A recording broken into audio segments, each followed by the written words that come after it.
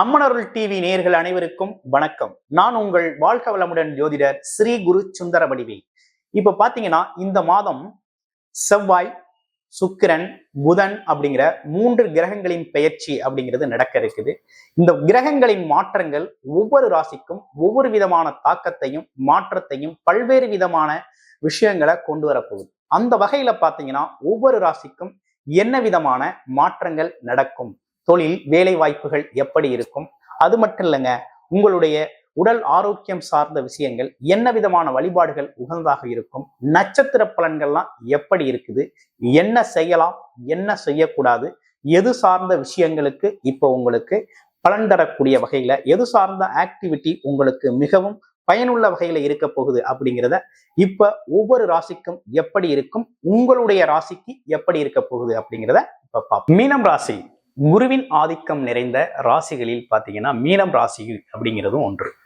மீனம் ராசியை பொறுத்த வகையில பார்த்தீங்க அப்படின்னா எல்லோரையும் அனுசரித்து போகக்கூடிய ஒரு குணம், அது மட்டும் இல்லாம தனக்குன்னு உடைய ஒரு விஷயத்தை கூட மற்றவங்களுக்கு விட்டு கொடுக்கக்கூடிய மனோபாவம் உடையவர்கள், பிறருக்காக உதவி செய்யக்கூடியவர்கள், மற்றவர்களுக்காக உழைக்கக்கூடியவர்கள், மற்றவர்களின் முன்னேற்றத்தை பார்த்து பார்த்தீங்கன்னா பெருமைப்படக்கூடியவர்கள் அப்படின்னு சொல்லலாம்.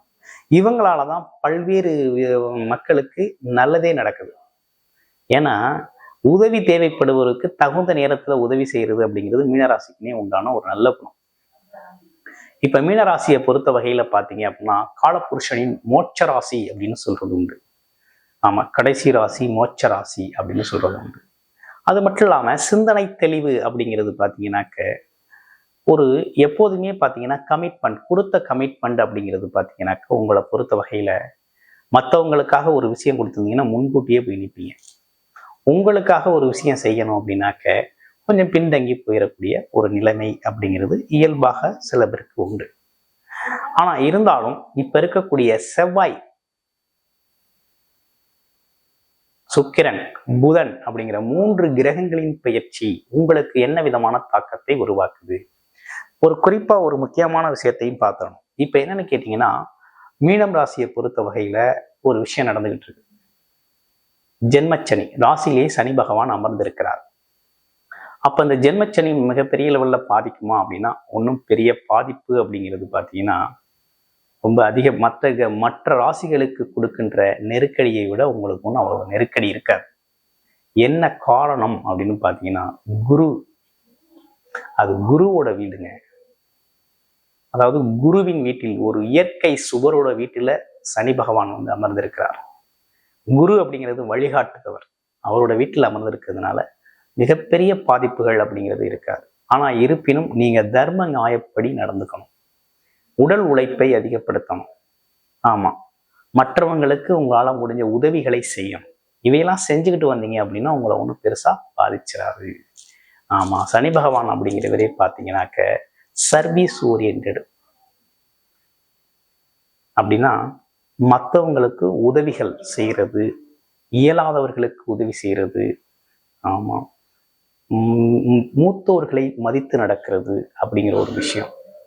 ஆமா, மதித்து நடக்கிறது, இப்படி ஒரு விஷயமெல்லாம் பார்த்தீங்கன்னா நீங்க செஞ்சுக்கிட்டு வந்தீங்க அப்படின்னா அதுவே உங்களுக்கு நல்ல விஷயம். தர்ம காரியங்கள் புண்ணிய காரியங்கள்ல நிறைய ஈடுபடுங்க, உங்களுக்கு ரொம்ப நல்ல விஷயங்கள் நடக்கும். இப்ப அம்சமான இன்னொரு விஷயம் என்ன தெரியுங்களா, தொழில் ஸ்தானத்தை குரு பார்வை நல்லபடியா நடந்துகிட்டு இருக்கு.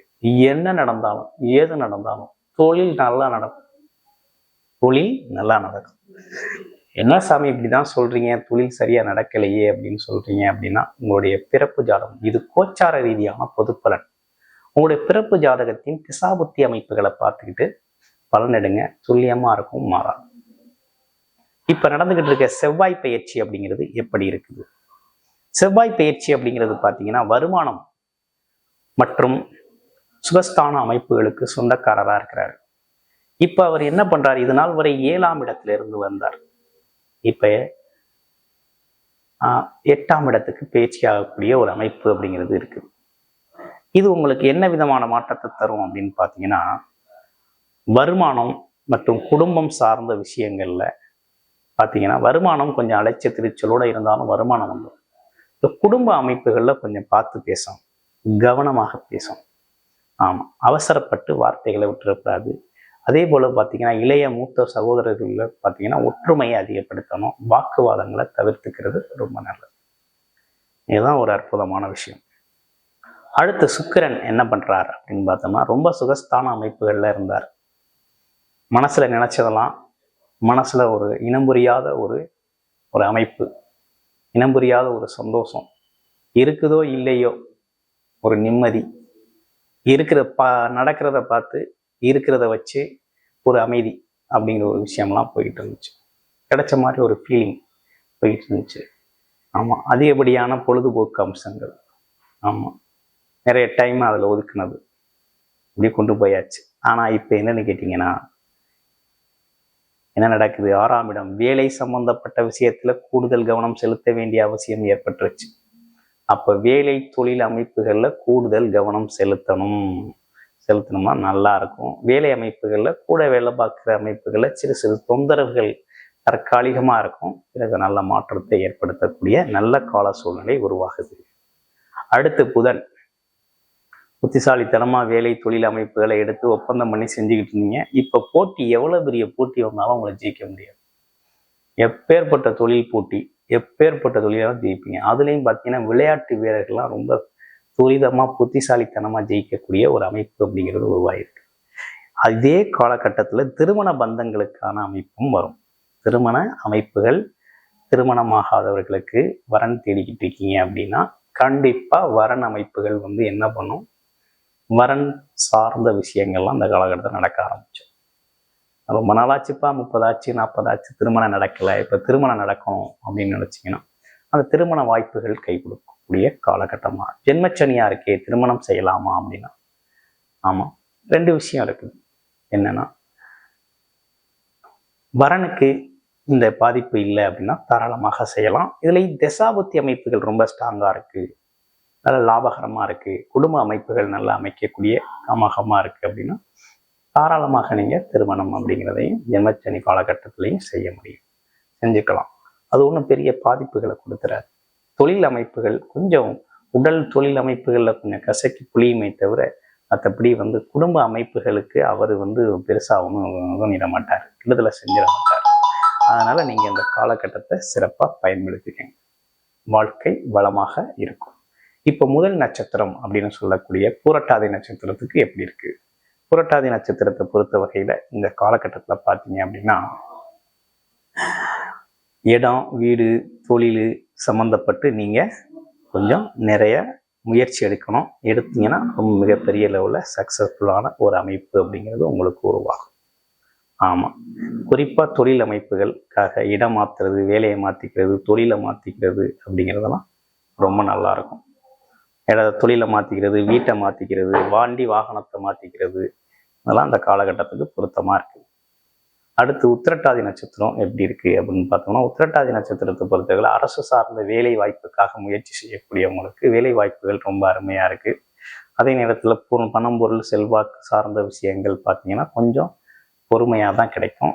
அடுத்து பாருங்கள், புத்திசாலித்தனம் நிறைவேறக்கூடிய காலகட்டம். கொஞ்சம் விடாப்பிடியாக இருக்கிறவங்களுக்கு இந்த காலகட்டத்தில் அரசு காரியங்கள் ரொம்ப சிறப்பாக நடக்கக்கூடிய அமைப்பு இருக்குது. அடுத்து ரேவதி நட்சத்திரம் எப்படி இருக்கு அப்படின்னு பார்த்தீங்கன்னா, எதிரியும் பாராட்டக்கூடிய வகையில் ரொம்ப தொழில்நுட்பமாக அதே புத்திசாலித்தனமாக செயல்படக்கூடிய ஒரு அமைப்பு அப்படிங்கிறது உங்களுக்கு உண்டு. உங்களுக்கு இந்த காலகட்டம் எப்படி இருக்கு அப்படின்னு பார்த்தீங்கன்னா, தொழில் சார்ந்த வேலை சார்ந்த அமைப்புகள் அப்படிங்கிறது உங்களுக்கு எவ்வளவு போட்டி இருந்தாலும் அதை ஜெயிச்சிருவீங்க. அதே நேரத்தில் இந்த காலகட்டத்தில் உங்களுக்கு ஒரு நல்ல வருமானம் அப்படிங்கிறத உருவாக்கி கொள்ள முடியும். சொந்த தொழிலையே வேலையே தொழிலாக கன்வெர்ட் பண்ணிக்க முடியும். குடும்ப உறவுகள் ஒற்றுமை அதிகரிக்கும். ஆமாம், ஒரு நல்ல சூழ்நிலை அப்படிங்கிறது உருவாயிருக்கு அப்படிங்கிறத சொல்லலாம். ஆனால் இருந்தாலும் இவை அனைத்தும் கோச்சார ரீதியான பொது பலன்கள். உங்களுடைய பிறப்பு ஜாதகத்தில் என்ன தசாபுத்தி அமைப்பு இருக்குது, என்ன நட்சத்திரம், நீங்கள் என்ன ராசி, இப்போ நடந்துக்கிட்டு இருக்க சூழ்நிலையில் உங்களுக்கு எது சாதகமாக இருக்குது, எது பாதகமாக இருக்குது அப்படிங்கிறத பார்த்துட்டு பலன் எடுக்கணும். உங்களுடைய பிறப்பு ஜாதகம் தொடர்பான தகவல்களை நீங்கள் தெரிஞ்சுக்கணும் அப்படின்னு முயற்சி பண்ணீங்க அப்படின்னா டிஸ்பிளேல தர நம்பருக்கு கால் பண்ணி உங்களுடைய பிறப்பு ஜாதகத்தை முழுமையாக பார்த்து தெரிந்து கொள்ள முடியும். நன்றி, வணக்கம், வாழ்த்துக்கள்.